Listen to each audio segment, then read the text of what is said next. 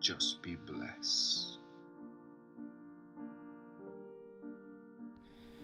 My name is Eddie Bachmann, and at 3 years old I was diagnosed with stage 4 cancer.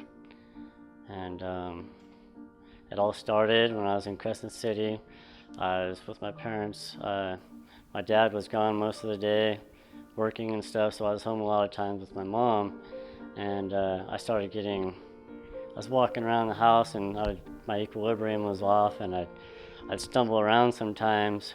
And so one day, my mom started noticing paralysis in my face. And so she looked inside my ear and noticed that there was a lump inside of there. So she took me to the doctors, and the doctors told me, Sarcos Hospital in Crescent City, they said that was just an ear polyp. And so they gave her medication, droplets to put in my ear, and it wasn't doing anything. So she took me to another hospital, which was the Indian Clinic in Smith River, California. And Dr. Chad looked at it and he was like, "No, there's something here. This is no ear polyp. We need to send you to a specialist." So my dad and his friend Richard Coons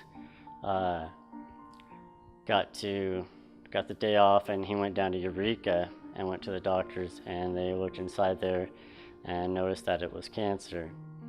Sent me down to UCSF after that in San Francisco, and they immediately underwent surgery and cut open my ear, laid it open, and tried to surgically go in there and remove it, but it was like a jelly-like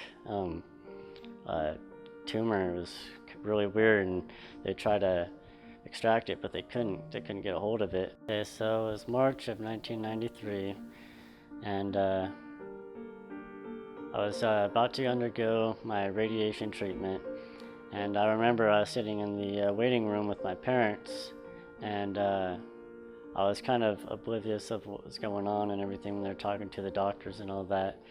And next thing I knew, they were taking me into kind of like the surgery room or whatever, and they got the patient table up there, and they sat me up on there, and they brought down a mask over my face, which was under the anesthesia. And I remember sitting there and I fell asleep, and all of a sudden I woke up later and I was attached to all these feeding tubes, and I just instantly was scared, and I started crying, and my parents came in. And that was the initial beginning of all my treatment and everything. After, halfway through my cancer and everything, it started getting really, really bad, and I started becoming less positive. I was more negative all the time, and it was starting to hurt and get tired all the time, having chemotherapy and radiation treatment at the same time. I was getting radiation treatment 5 days a week, twice a day, and so that's when they first gave me the Make-A-Wish Foundation, and my parents got to go down to Toys R Us, and I remember going to one of my treatments and coming back to my room and all my lights were turned off, and we go walking in there and my parents turn on the lights, and my whole entire room was just filled with every toy you can imagine back then. And I went from just being down to just my eyes just wide open. I had Ninja Turtles, dinosaurs, video games, everything you could think of. I got to meet the Athletic A's baseball team, Hell's Angels. I had Bill Romanowski, running back for when he was playing for San Francisco, came down to see me. So one morning, I woke up and I go sit up in my bed, and before I looked over straight ahead of me, I looked over to the right, and I saw my mom, and she was kind of bundled up and sleeping in the bed that they had next to my bed. And I slowly looked back to the front of my bed, and there I saw what I thought was two angels, and one of them was Jesus, and there's another angel standing next to him, and Jesus was dressed in a long, really bright white robe. And I remember sitting there looking just like astounded, speechless, and he came walking across from the front of my bed and came walking around and reached underneath my blankets and underneath all my feeding tubes and everything I was attached to, and he picked me up and pulled me out of all of it. And from right there, we kind of just started floating up, and all of a sudden everything around me just kind of transitioned and blurred out, and then all of a sudden we come back to, and we were in this incredibly beautiful place, and he sat me down. And at that point, my cancer was so bad and everything that I had no strength in my legs, no nothing. But I remember when he sat me down there, I felt like I was really light, and I was strong and healthy, and I wasn't weak or sad or anything anymore. And I remember looking out across the horizon of everything, and there's this beautiful garden, and it's kind of a grassy little decline down into the middle of that garden. And Jesus told me, go play. And I ran down, and there was this river that was going through the middle of the garden. And I ran down there, and I remember dropping on my knees and dipping my hands in the water and drinking it, and it tasted so good, like being dehydrated, and you get a fresh bottle of water and you drink it, and it just tastes so good. You're just guzzling it down. And while I was down there on my hands and knees, I started feeling this like breath on the back of my neck. So I turned around, and it was a bear, and he was sitting there smiling at me and wagging his tail and started licking me, and so I started petting him. And as I was petting him, I looked back behind him, and there's these kids, and they were playing with a lion. And it was like petting a cat. I remember they were stroking across his back, and as you pet a cat, you know how his it kind of goes along with your pet and everything. And I was just like, wow, it's so amazing, and the flowers and everything were just so beautiful. And when you step on the grass, it doesn't smash and get wet. It's just like a soft. I didn't feel cold, I didn't feel hot, it wasn't too sunny, it wasn't anything, it wasn't too bright, it was just perfect. Everything was perfect.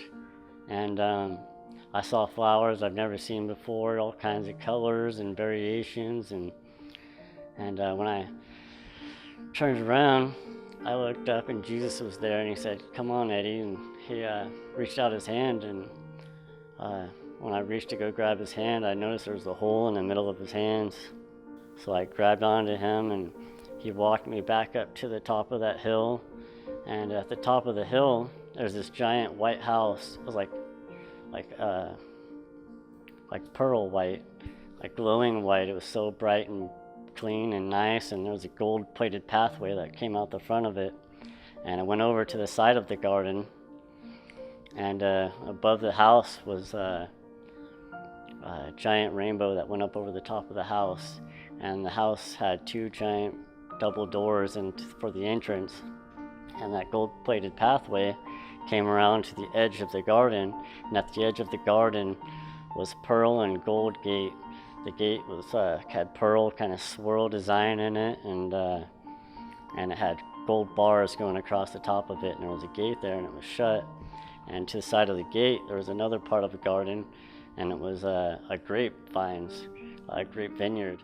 At that point in time, when I had cancer, the only things I would eat, because of the chemotherapy, it destroys your desire to eat. And all I would eat was malto meal, and my mom would walk me down to this little market down there in San Francisco, and it had purple baby grapes in there, and I would eat those. And I go over to the grapes, and the grapes are enormous.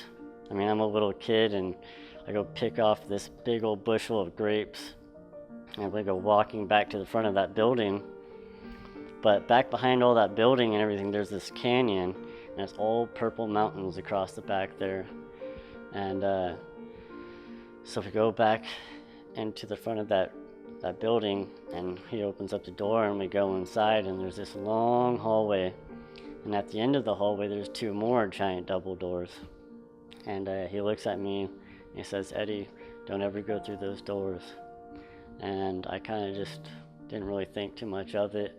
And we went walking down the hallway, and halfway down, there was a door off to the left, and we went inside there. It was a long pearl white table, and there was chairs all the way around it, and there was one little chair with a tray sitting there.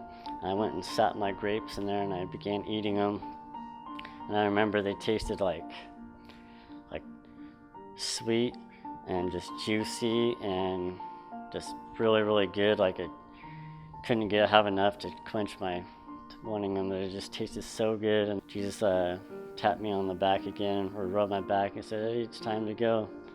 And so we got up and we walked out the front of that building again. And I looked down, all the animals and the garden, and just everything was just so beautiful.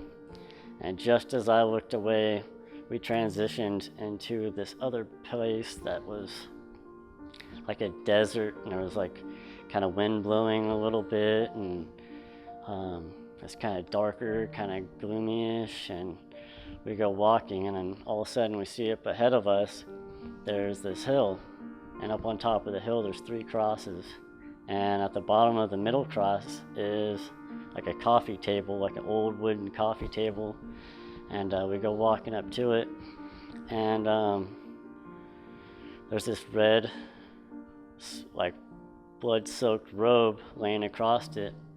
And just as Jesus picked me up out of my bed, attached all my feeding tubes and everything, he went underneath it and picked it up, and he turned to me and he said, "Eddie, when you touch this robe, you will be healed." And so I reached out to go touch it, and right as I came in contact with it, I was back in my bed again, in the same position I was when I first saw Jesus. And I looked over and my mom was still asleep, and I laid back and went to sleep.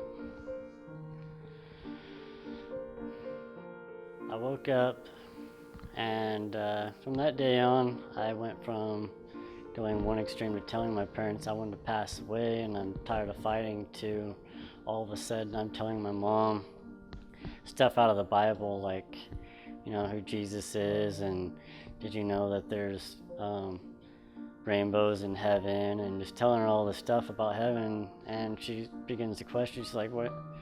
Who told you all this? How do you know all this?" And I was like, "Jesus told me," just as if I was like talking about some typical friend of mine, you know. And so she starts asking me, "How do you know you're healed, and how do you meet Jesus?" And I told her my story of when I went to heaven. And she's like, "What? Okay." And just thought maybe, you know, I just kind of something was going on or whatever, and didn't really entirely believe me at that point. And so later we go in for a CAT scan on my head, and the doctors come back to us and they're like, "It's a miracle. Cancer is completely gone. There's nothing there." At that point that I went to heaven and had all that experience, I was probably about 80-90% chance of no survival at all. We went back home, and you know, you do 5 years later, you do a checkup on you, and for cancer survivors or whatever. I went back twice for 2 checkups, and I've never even a trace of cancer ever came back. And that was when I was 3 years old, so I'm 27 now, and I've never taken any medication. The doctors told me I was supposed to be mentally challenged, because I don't have any eardrum or anything on this side. My equilibrium was going to be off, so I wouldn't be able to walk right, talk right. I was going to have all these issues, but by the grace of God, I haven't had any of those. So I've been 100% healed and healthy ever since then. When people ask me about my faith and why do I believe, I tell them, you know, my story. I don't tell them, you know, right off the bat. I ask them if they want to know why. Got to a point where my mom was telling people to get me off of it. He's done. No more chemotherapy, no more radiation treatment. And child services, the doctors were saying she's nuts, she's a crazy Christian woman. Get her off, get her out of here, and try to get child services to take me from her possession. And then when I took that CAT scan, all of it was gone. And then they were pretty much like dumbfounded, like, we have no explanation, cancer's just completely gone. So it went from all over in here, just completely eating everything away in its path, almost to my brain. And there's just no chance, you know, 90% chance of not going to make it, 10% chance is just a little bit of hope that they give you, you know. But that's why I got the Make-A-Wish Foundation. I got to do all kinds of different stuff because they thought I was going to die. That's why they let me do all that. And football players and stuff came to my room and met me, and I just met Christina Amaguchi, the ice skater lady, and all kinds of stuff.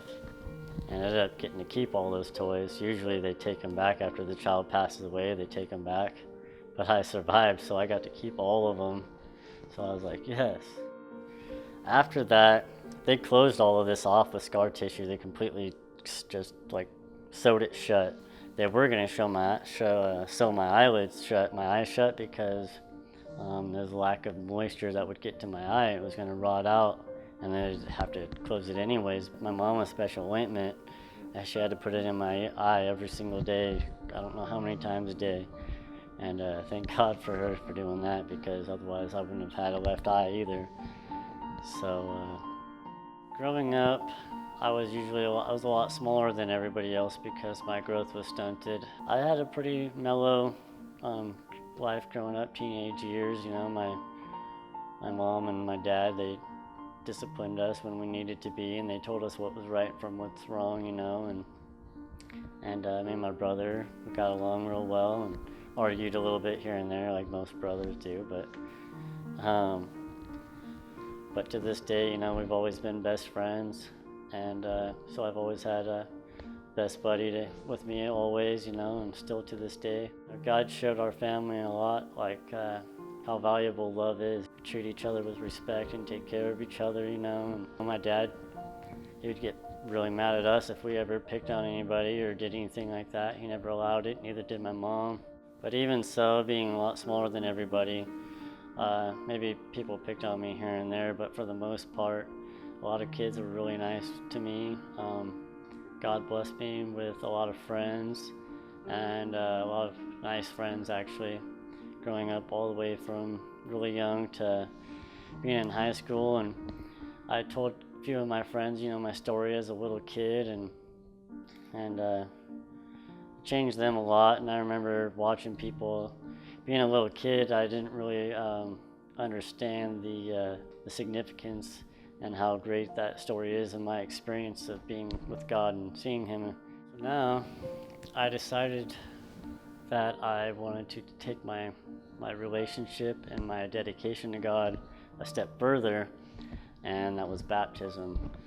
I've never been baptized, and I never really, you know, I believe in God because I had that experience and everything. I always knew God was there, and I knew He was real, and I'd tell people, and but I never set a good example. So it's like I'd go tell people my story, but at the same time, every weekend I was going and getting drunk and all this stuff, and God revealed to me all this stuff that I was doing and how I was hypocritical and how obviously just looked stupid. That's why I wasn't time to tell my story to everybody, you know. You need to change, you let me change you. I just want to get away from all that because I find true happiness when I walk with God and I'm with Him every single day, everywhere I go. You know, I don't feel this control of sin trying to take advantage of me and then make me, you know, fall to temptation all the time and all this. I just get that happiness when you're in the Word and you have that uplifting feeling of motivation to do what's right and do what's good, you know, and you feel motivated and good and happy with yourself. I got to the point where my brother and I were going to get baptized together, and I remember waking up that morning and I felt this overwhelming feeling like Satan was in my mind telling me, no, you don't need to go to church today, don't do it. And I started thinking, oh, I'm tired and maybe not. And then I realized, I was like, no, I need to get to church. I'm going to church today. I don't care. I got up, I got ready. Pastor Jim at Mountain Church and Pastor Arch. I went in there and I got baptized, and it just made me feel so much better, you know, that feeling of that I am, you know, devoting my life, you know, to show people and myself and everybody that I'm just, you know, devoting myself to God, and I want to change and I want to follow Him, and I want to get closer and closer and close as I can get with Him, you know. It'd be easier to overcome temptation. Temptation wouldn't be so severe anymore, you know, because I'm baptized, I'm a new person. But it was complete opposite. It seemed like the more and more temptation I would receive every day, and different temptations that I never even noticed before. I don't know if it was because God opened my eyes more that I noticed it all the time. No matter what I do, everywhere I go, I always have stuff that comes into my mind. that I'm like, I think of myself, like, what am I thinking? Like, how does that come into my mind? I don't even want it to. And it's, but God's the one, Satan tries to remind you of, my past years of what I've done, drinking and whatever stupid stuff I've ever done. He's always constantly just tries to degrade you. But if you stay in God's word and you read his word all the time, God always keeps you uplifted. And so having grown up and being kind of timid and kind of shy, and I always like this verse or this chapter from the book of Joshua, chapter 1, verses 5 through 9. No one will be able to stand their ground against you as long as you live, for I will be with you as I was with Moses. I will not fail you or abandon you. Be strong and courageous, for you will lead my people to possess all the land I swore to give your ancestors. Be strong and very courageous. Obey all the laws Moses gave you. Do not turn away from them, and you will be successful in everything you do. Study this book of the law continually. Meditate on it day and night, so you may be sure to obey all this is written in it. Only then will you succeed. I command you, be strong and courageous. Do not be afraid or discouraged, for the Lord your God is with you wherever you go. It always reminds me that, wherever I go, whatever I'm doing in life, continually read his word all the time. Always walk in the Spirit, and keep him fresh on your mind wherever you go, whatever you're doing. He will keep you on a straight path. And knowing that God is with you, you can do anything that as long as it's within his will, you can do anything that he puts in your path and cross wherever you're going through it because he knows that you can do it. So I always remember that, when times get hard and everything, just keep fighting and keep pushing because God knows he is with you and he's the one who's going to push you through it.